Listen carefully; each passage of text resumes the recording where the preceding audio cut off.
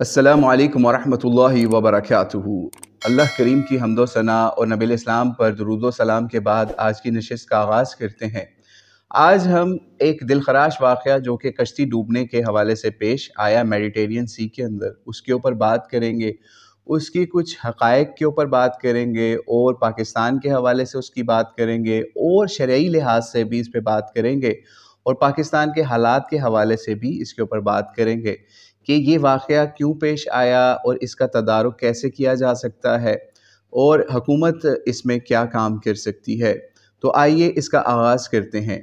तकरीबन 14 जून के करीब ये वाक़या पेश आता है 2023 के अंदर कि एक कश्ती जिसके अंदर ऑलमोस्ट 750 के करीब लोग सवार थे। कुछ लोग कहते हैं औरतें बच्चे भी थे, लेकिन अक्सर लोग कहते हैं औरतें बच्चे नहीं थे। और तकरीबन 400 के करीब पाकिस्तानी भी उसके अंदर नौजवान या लोग शामिल थे। और भी नेशनलिटीज़ के लोग थे जो जिनमें मिस्री, जिनमें फ़लस्तीनी, जिसके अंदर और भी नेशनलिटीज़ के लोग शामिल थे, लेकिन ज़्यादा पाकिस्तानी शामिल थे। तो हुआ ये कि कश्ती उलटती है और इसमें तकरीबन अब तक के अंदाज़े के मुताबिक ऑलमोस्ट 80-90% लोग हलाक हो गए, जाँ बहक हो गए, जिसमें से कुछ पाकिस्तानी या मिस्र के या कुछ लोग बच भी गए और उन्होंने भी कुछ बातें एक्सपोज़ की, ठीक है। और जिसको दूसरी तरफ जो कोस्ट गार्ड थे उस वक्त समुंदर के अंदर कश्तियाँ थीं, वो जो फिल्मिंग भी करती रहीं इसकी, लेकिन वो भी इन मेजॉरिटी जो डूबने वाले हैं उनको बचा नहीं सकी।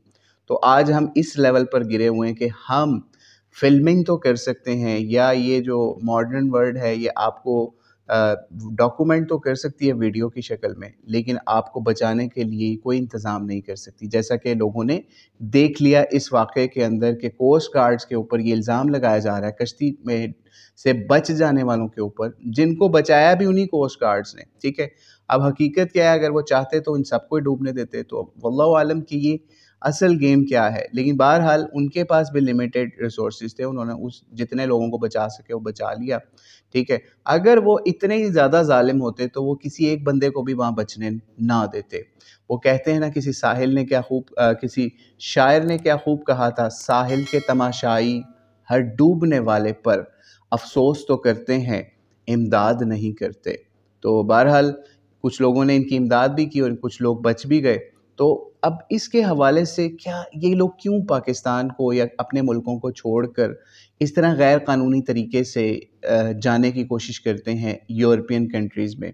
दरअसल मसला ये है कि पाकिस्तान के अंदर एक हवा चल चुकी है या पूरी दुनिया के अंदर एक मटेरियलिस्टिक हवा चल चुकी है कि अगर आपका गुजारा आज से कुछ अरसे तक सिर्फ गंदम और चावल इन चीज़ों पर होता था, लेकिन अब आपको क्या ज़रूरत है, आपको बर्गर्स की ज़रूरत है, पिज़्ज़ाज़ की ज़रूरत है, लग्जरीज़ की ज़रूरत है, गाड़ियों की ज़रूरत है, बड़े-बड़े अच्छे मोबाइल्स की ज़रूरत है। जब आप उस चीज़ को देखते हैं तो आपके जो बच्चे हैं या नौजवान हैं वो कहते हैं हमारे पास पैसा होना चाहिए। और पाकिस्तान के हालात ऐसे बन चुके हैं कि वो पैसा इस तरीके से कमाना मुश्किल बन गया है। यहाँ की इकॉनमी बहुत ज़्यादा डाउन हो गई है, रुपए की वैल्यू जो है वो टके से भी ज़्यादा गिर गई है। यानी टका बंगाली करेंसी होती थी, किसी ज़माने में पाकिस्तान के अंदर उसको थर्ड क्लास करेंसी के तौर पे देखा जाता कि तेरी टके की वैल्यू नहीं है, और आज पाकिस्तान की करेंसी की वैल्यू टके की नहीं है, ठीक है। यानी उससे भी नीचे गिर गई है, बंगाली करेंसी से भी नीचे, अफ़गानी करेंसी से भी नीचे। तो जब लोग ये देखते हैं तो वो कहते हैं कि भाई हमने पाकिस्तान को छोड़ जाना है, बाहर से पैसा कमाना है। या हर फैमिली की कोशिश होती है उसके 1-2 बच्चे जो हैं वो बाहर चले जाएँ, वहाँ से पैसा कमा के यहाँ पे अपने ख़ानदानों को पालें। तो जब वो ये काम होता है और उनके आगे कोई शरई लिहाज से कोई बैरियर नहीं होता कि हमने पाकिस्तान क्यों हासिल किया था। हमने पाकिस्तान इसलिए नहीं हासिल किया था कि हम यहाँ पे सिर्फ़ और सिर्फ बिल्डिंग्स खड़ी कर दें या फिर इसको कोई आईएमएफ से सूदी कर्ज़े लेके चलाएँ। नहीं, हमने इसलिए पाकिस्तान हासिल किया था। कायद-ए-आज़म ने इंडिया से या हिंदुस्तान से एक टुकड़ा इसलिए कटवाया था कि हम ये इस्लाम के हिसाब से ज़िंदगी गुज़ार सकें। वरना आज भी वहाँ पे करोड़ों जो हैं वो हिंदुओं के साथ मुसलमान करोड़ों रह रहे हैं। क्या तकलीफ़ है उनको भी, आपको पता ही है क्या तकलीफ़ें हैं। तो बहरहाल जब ये सोच बन जाए और शरीयत का कोई पास लिहाज ना रहे और रूखी-सूखी खाने का कॉन्सेप्ट ख़त्म हो जाए और अपने नबी की सीरत से लोग दूर हो जाएँ, इस्लाम से दूर हो जाएँ, तो फिर वो इस तरह के बैरियर्स क्रॉस करते हैं اور وہ پھر ملک کو چھوڑنے کی تیاری کرتے ہیں، چاہے قانونی طریقہ ہو چاہے غیر قانونی طریقہ ہو۔ ایون یونیورسٹیز کے اندر، جابس کے اندر اس وقت بھی جو ینگ لوگ اس وقت آپ کو نظر آئیں گے، اس کے اندر ہر نوجوان کا یہ خواب ہوتا ہے کہ ہم کسی طریقے سے امریکہ، یورپ، برطانیہ ان ملکوں میں سیٹل ہو جائیں اور ہم وہاں سے زیادہ سارا پیسہ کما لیں، ٹھیک ہے، چاہے آپ کا دین جاتا ہے جائے۔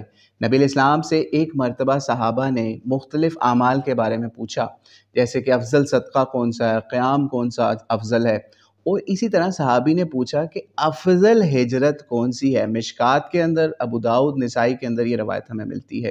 تو نبی علیہ السلام نے ان کو جواب یہ دیا کہ افضل ہجرت وہ ہے کہ جس نے یا جس شخص نے اللہ کی حرام کردہ چیز کو چھوڑ دیا۔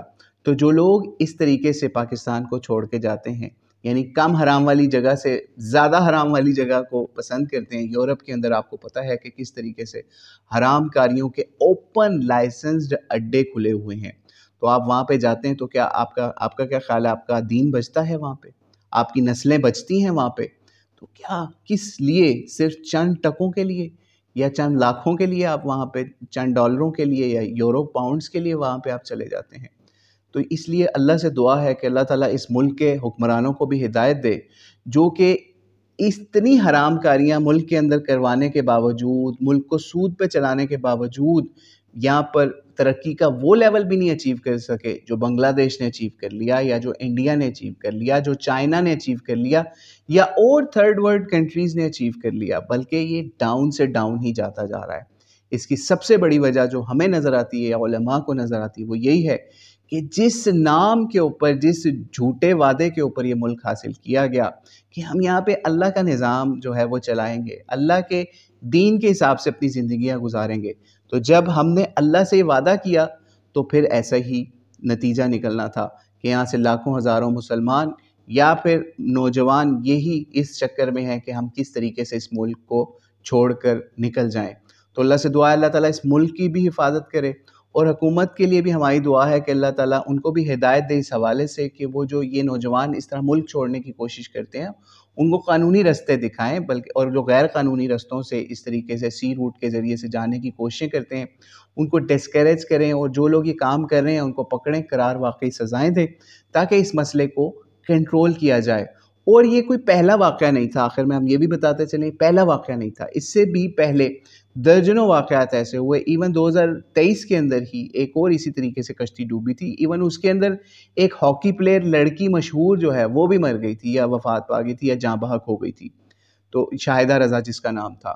تو یہ نیا کام نہیں ہے، پہلے بھی ماضی کے اندر اس طرح بہت ساری کشتیاں الٹی، بہت ہزاروں پاکستان سمندر کی مچھلیوں کی نظر ہو جاتے ہیں۔ یہ تو ایک ویڈیو آ گئی، وائرل ہو گئی، نہیں تو یہ بھی آپ کو بتائیں کہ یہ معاملہ بھی پبلک نہیں ہونا تھا۔ پہلے بھی بہت ساری کشتیاں اس طرح سے ڈوبتی ہیں، جو لوگ وہاں جاتے ہیں آپ ان سے پوچھ بھی سکتے ہیں، یا ایون سوشل میڈیا کے اوپر ایسی ویڈیوز آپ دیکھ سکتے ہیں جس کے اندر آپ کو پتہ چلے گا کہ بہت سارے نوجوان جب وہاں بچ کے بھی پہنچتے ہیں تو اپنی سٹوریز بھی ریکارڈ کرواتے ہیں اور بتاتے ہیں کہ ہم اتنے کا قافلہ تھا اور صرف اتنے لوگ واپس وہاں پر بچ کے پہنچے تھے، باقی کوئی سمندر کی مچھلیوں کی نظر ہو گئے، کوئی جو ہیں وہ ڈوب گئے، کوئی مر گئے، کوئی بیمار ہو گئے، رستے میں ہی فارغ ہو گئے۔ تو اللہ تعالیٰ مسلمانوں کو، پاکستانیوں کو ہدایت عطا فرمائے کہ وہ دین کے لیے کے حساب سے اپنی زندگیوں کو گزاریں اور چند ٹکوں کے لیے اس ملک کو خیر آباد نہ کریں۔ واللہ اعلم بالصواب۔ السلام علیکم ورحمۃ اللہ وبرکاتہ۔